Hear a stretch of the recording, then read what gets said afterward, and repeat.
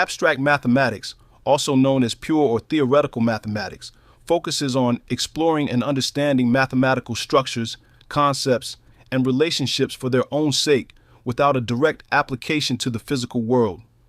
While the left brain versus right brain theory is a popular concept, it's an oversimplification.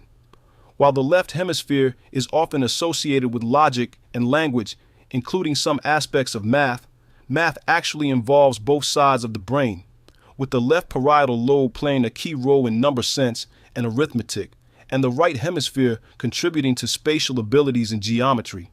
Imaginary numbers, like the square root of -1, represented as a, are a fundamental part of abstract mathematics, extending the real number system to the complex number system, which allows for solutions to equations that are unsolvable within the real number system.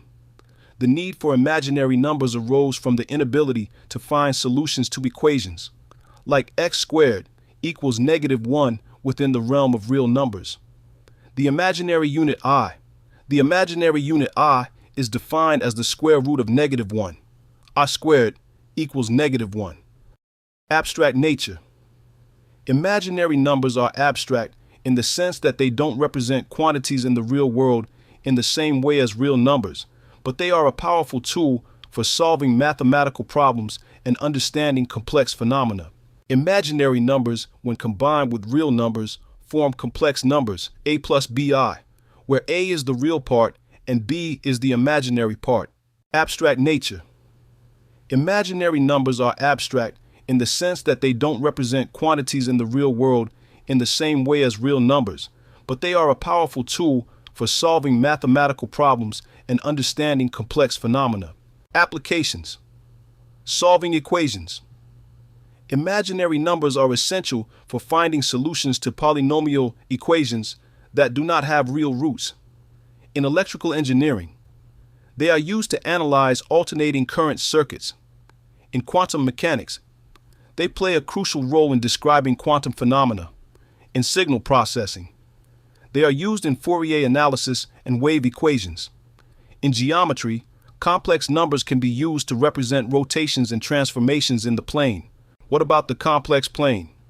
Complex numbers can be visualized as points in a plane, with the real part on the horizontal axis and the imaginary part on the vertical axis, forming the complex plane. For example, most language processing occurs in the brain's left temporal lobe.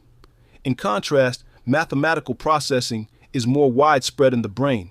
It occurs in the frontal, parietal, occipital, and temporal lobes of both left and right hemispheres. Human brains are able to comprehend and manipulate both words and numbers.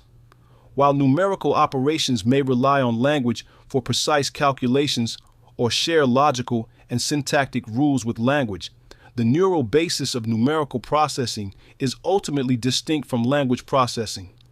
People use distinct dedicated cortical networks to understand language or work through equations. A group of University of Maryland researchers published a paper August 16, 2021 in the Journal of Neuroscience, which determines that these cortical networks naturally segregate when listeners are asked to pay attention to either math or to language in a situation where both are present. A group of University of Maryland researchers published a paper August 16, 2021 in the Journal of Neuroscience, which determines that these cortical networks naturally segregate when listeners are asked to pay attention to either math or to language in a situation where both are present. This video is about the unification of all parts of the mind. Science likes to divide things as the process of segregation makes quantifying easier. Segmentation is a part of science. There are things beyond science. We thank you for visiting. We thank you for listening. This is the power of mind.